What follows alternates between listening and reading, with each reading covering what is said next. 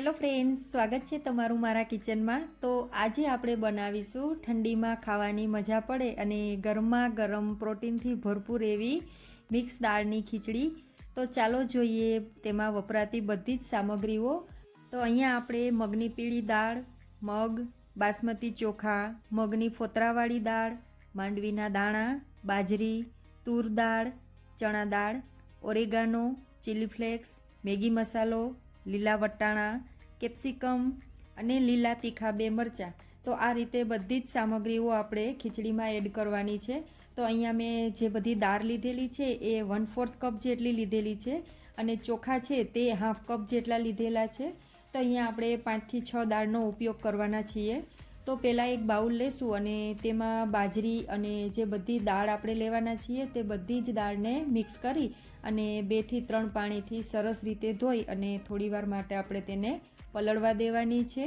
તો અહીંયા હું જે બધી દાળ છે તેની સાથે ચોખા પણ એડ કરી દઈશ અને 15 થી 20 મિનિટ જેટલું આપણે તેને પલળવા દેશું।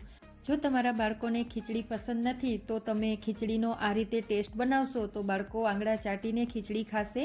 અહીંયા હું જે મસાલાનો ઉપયોગ કરવાની છું તે મસાલા એડ કરી અને જો ખીચડી બનાવશો તો બાળકોને એમ જ લાગશે કે મેગી ખાય છે। તો બાળકોને મેગી પસંદ હોય છે, તેથી આજે હું મેગીના ટેસ્ટવાળી ખીચડી બનાવવાની છું। તો અહીંયા પહેલાં મેં એક કુકરમાં 4 થી 5 ચમચી જેટલું ઘી એડ કરેલું છે અને તેમાં આપણે થોડું એવું જીરું એડ કરવાનું છે।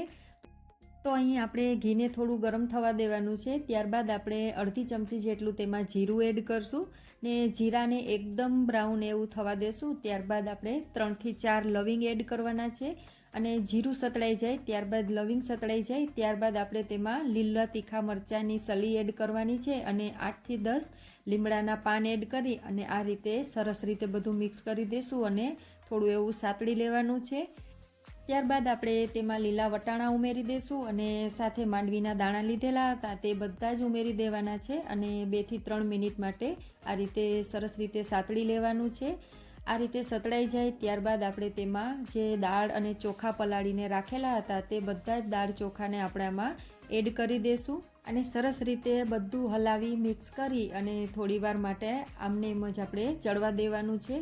તો આ રીતે બધું હલાવી અને 2 થી 3 મિનિટ જેટલું સાતળી લેવાનું અને ત્યારબાદ જે આપણે મસાલા એડ કરવાના છીએ તે બધા જ મસાલા એડ કરી દેશું। તો અહીંયા મેં 3 થી 4 ચમચી જેટલું મેગી મસાલો લીધેલો છે, 1 ચમચી જેટલું ચીલી ફ્લેક્સ અને 1 ચમચી જેટલો ઓરેગાનો લીધેલો છે અને 1 થી 1.5 ચમચી જેટલું મેં નમક એડ કરેલું છે।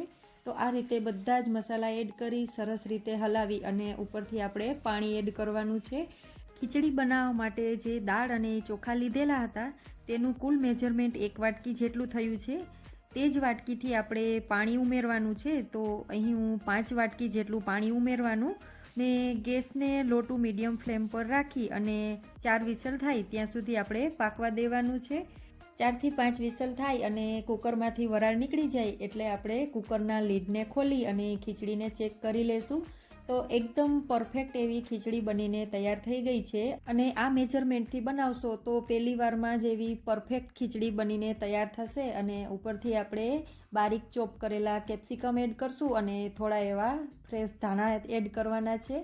તો આ રીતે બંને વસ્તુને એડ કરી સરસ રીતે ખીચડી સાથે મિક્સ કરી અને આપણે ગરમા ગરમ સર્વ કરશું। તો અહીંયા આપણી મિક્સ દાળની ખીચડી બનીને તૈયાર થઈ ગઈ છે। ઠંડીમાં ખાવાની ખૂબ જ મજા પડે। પાપડ સલાડ સાથે આ રીતના ગરમા ગરમ ખીચડીને સર્વ કરશું તો બધાને ખૂબ જ ભાવશે। 10 જ મિનિટમાં બનીને તૈયાર થઈ જશે। ખૂબ જ ઇઝી છે અને સાથે ટેસ્ટમાં પણ બેસ્ટ બનશે આ મિક્સ દાળની ખીચડી। તો તમને મારી આ રેસીપી કેવી લાગી કોમેન્ટમાં જરૂરથી જણાવજો। રેસીપી ગમી હોય તો વિડીયોને લાઇક કરજો, શેર કરજો ને ચેનલ પર નવા હો તો સબસ્ક્રાઈબ જરૂરથી કરજો।